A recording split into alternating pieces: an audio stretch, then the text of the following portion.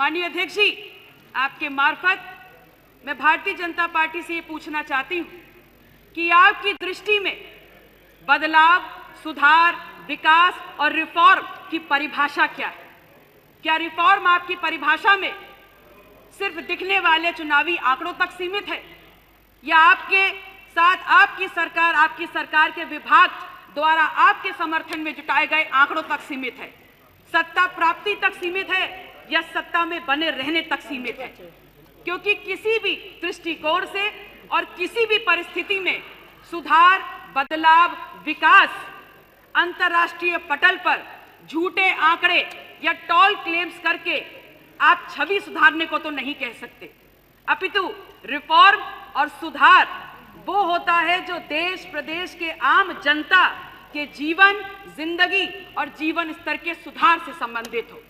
इसी चश्मे से मैंने महामहिम राज्यपाल के अभिभाषण को पढ़ा और उसके दौरान मैंने बड़े बड़े अक्षरों में लिखे हुआ पाया कि 41,424 होम गार्ड के रिक्त पदों के लिए आपने एनरोलमेंट की प्रक्रिया शुरू की।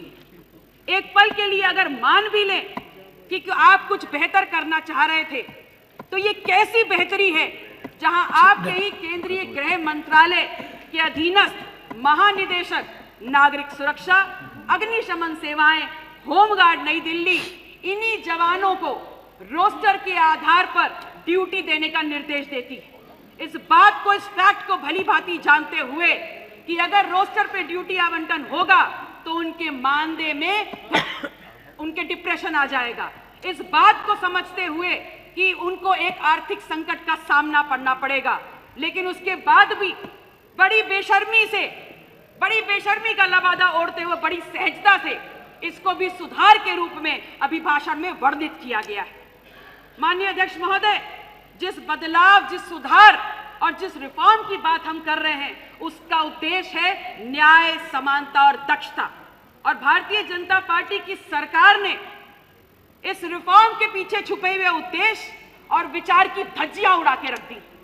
ऐसा हम इसलिए कह रहे हैं, अगर ऐसा नहीं किया तो फिर क्या कारण था कि इस देश की उच्च शिक्षा संस्थानों में समानता के भाव को उजागर करने के लिए जिस यूजीसी इक्विटी रेगुलेशन 2026 को संसदीय समिति के संस्तुति के बाद और कोर्ट के निर्देशानुसार पे यूजीसी बिल ने सामने लाया, क्यों आपने उसको ला करके सर्वप्रथम पिछड़ा और वंचित समाज को एक मुस्कुराने का अवसर दिया और उसके बाद सोची समझी रणनीति के तहत आपने सड़कों पे तनाव करने का काम किया और उसके बाद उसको न्यायपालिका के पेचीदा घुमाव वे में आपने फंसाने का काम किया।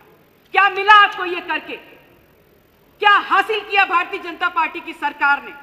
इस अधिनियम के लागू होने के बाद जहां वर्षों से चले आ रहे वंचित और अगड़ा समाज के बीच की खाई को पाटा जा सकता था, बड़ी सहूलियत से पाटा जा सकता था, वहां आपने इस खाई को और गहरा करने का काम कर दिया। ये तो बात वही हुई कि चित भी अपनी और पट भी अपनी।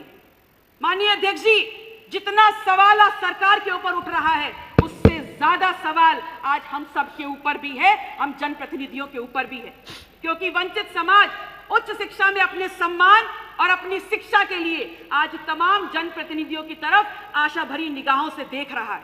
और बड़ी विनम्रता के साथ ये कहना चाहेंगे कि ये हम सब की जिम्मेदारी है कि दलगत राजनीति से ऊपर उठ करके इस विषय पर चर्चा करी जाए और आगे बढ़ के बात की जाए।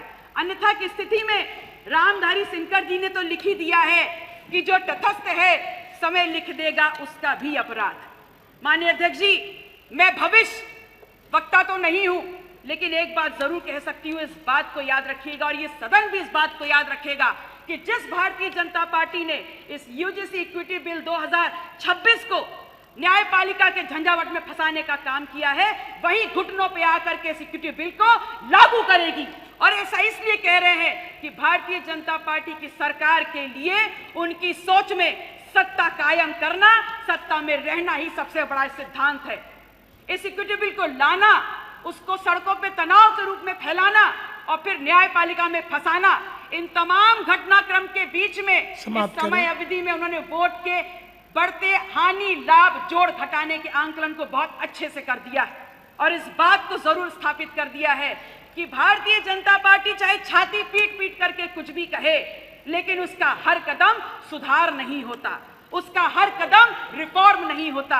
और इस बात को भी पुख्ता कर दिया है कि इस देश के किसी भी कोने में होने वाला बदलाव सिर्फ भारतीय जनता पार्टी तक सीमित नहीं है और उनकी सोच तक बंधा नहीं हुआ है।